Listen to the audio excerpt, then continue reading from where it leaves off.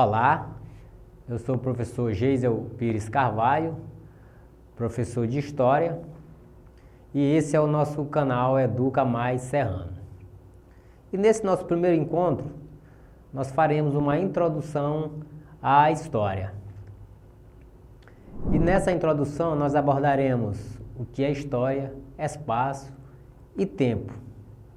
Levando em consideração a invenção da escrita, que se deu por volta de 3.500 a 4.000 anos antes de Cristo, isso pressupõe que a história está sendo escrita há aproximadamente 6.000 anos.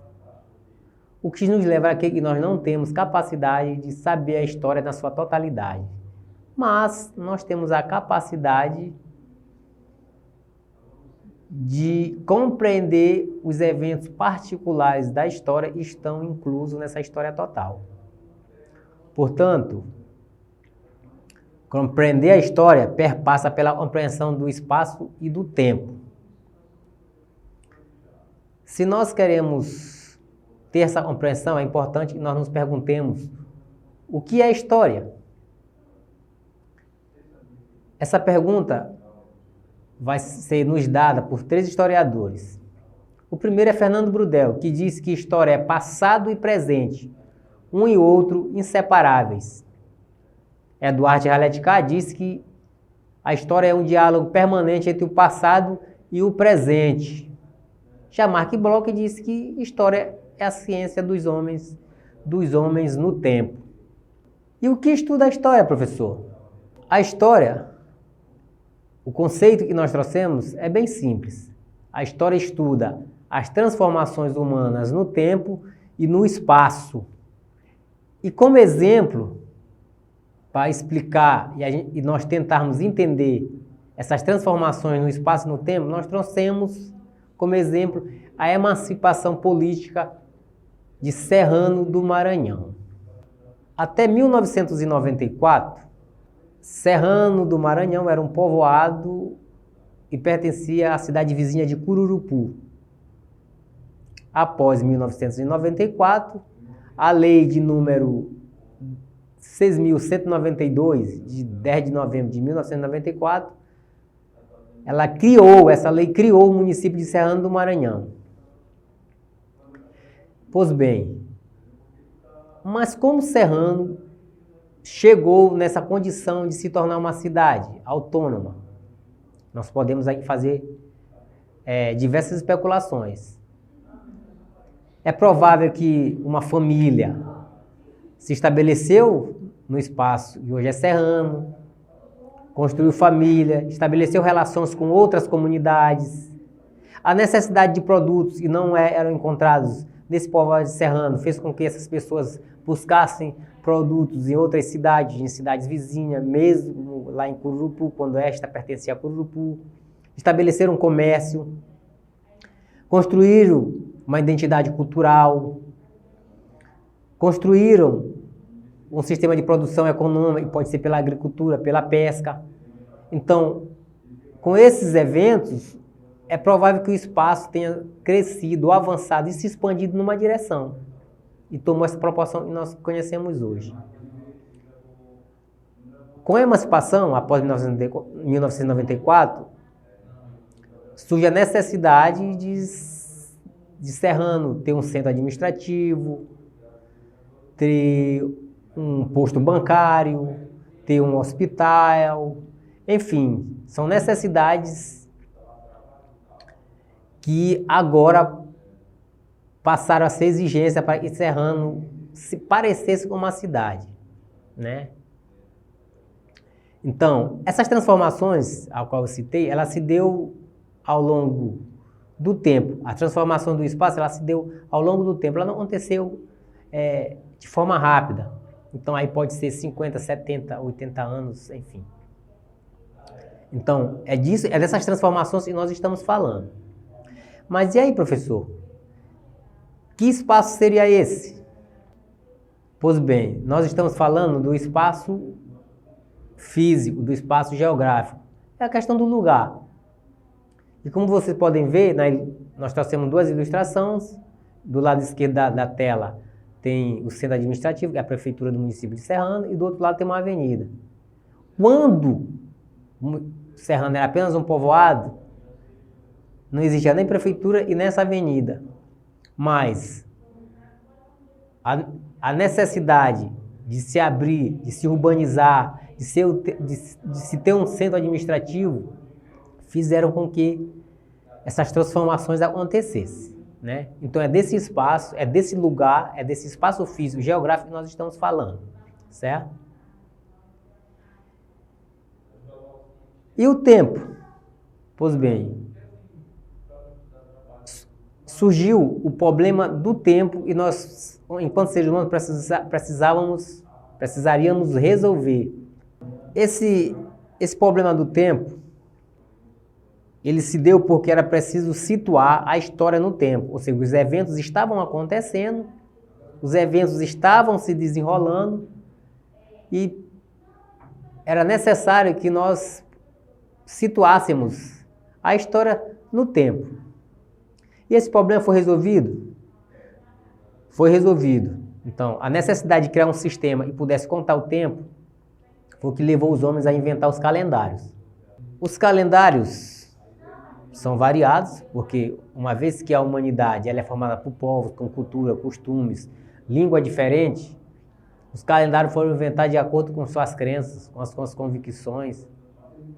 Mas nós trouxemos aqui exemplo de 3 calendários: o calendário judaico, o calendário muçulmano e o calendário cristão. Todo calendário ele tem um marco inicial, um evento importante que marca o início da contagem do tempo. No caso do calendário judaico, esse marco é a criação do mundo segundo as narrativas bíblicas. Já o calendário muçulmano, esse marco inicial da contagem do tempo é a fuga de Maomé da cidade de Meca para Medina no ano de 622, já depois de Cristo. E o calendário cristão, ele tem como marco inicial para a contagem do tempo o nascimento de Cristo. Professor, e qual seria o nosso calendário? Qual é o calendário de referência para nós, brasileiros? Para o município de Serrano? Para o estado do Maranhão? Pois bem, o calendário que nós temos como referência é o calendário cristão, também chamado de calendário gregoriano. E esse calendário, ele tem uma divisão, que são os eventos que acontecem antes de Cristo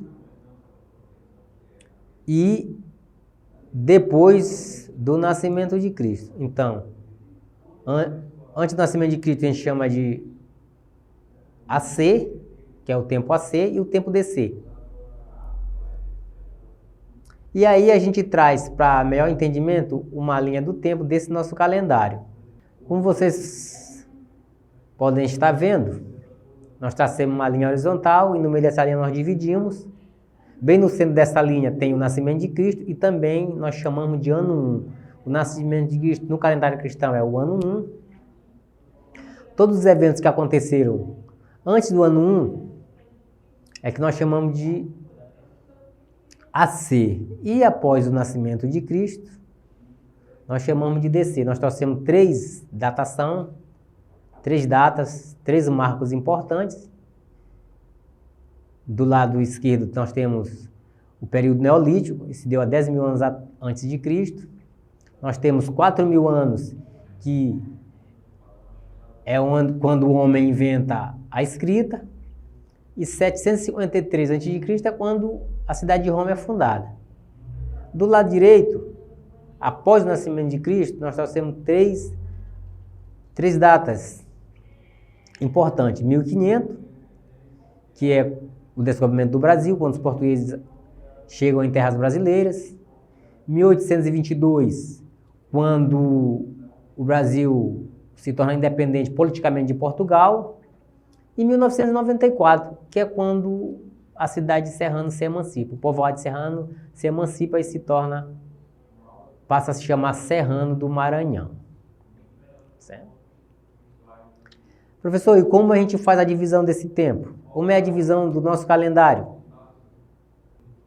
Então, para facilitar o nosso estudo, a nossa compreensão, o tempo ele tem uma divisão. No caso do nosso calendário, ele se divide em dia, mês, ano, década, século e milênio. O dia tem um tempo de 24 horas, o mês é um tempo que no nosso calendário ele varia, ele tem mês de 28 dias, 29 dias, 30 dias e 31 dias. O ano ele tem um tempo de 365 dias e 6 horas e 366 dias. Vai ter um ano e vai ter 366 dias. Isso acontece a cada 4 anos. A década é um tempo de 10 anos. O século é um período de 100 anos e o milênio é um tempo de 1000 anos. E por que isso? Porque no entendimento de história, a gente precisa dessas medidas para localizar o evento. Então,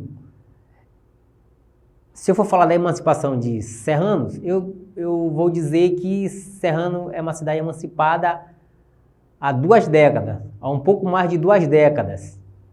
Se eu for trabalhar um evento de longa duração, eu vou dizer que esse evento aconteceu há um século, há 100 anos atrás. Nós poderemos trazer como exemplo a Primeira Guerra Mundial, que aconteceu lá em 1914. Isso é um evento que já aconteceu há um século. E o milênio é um tempo de 1000 anos.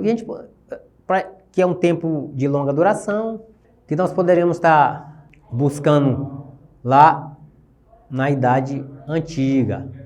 Professor, e qual é a medida de tempo mais usada no estudo da história? No caso, usamos todas essas medidas, mas, no entanto, a medida que a história mais se utiliza é a questão do século. O século é a medida de tempo mais usada no estudo da história.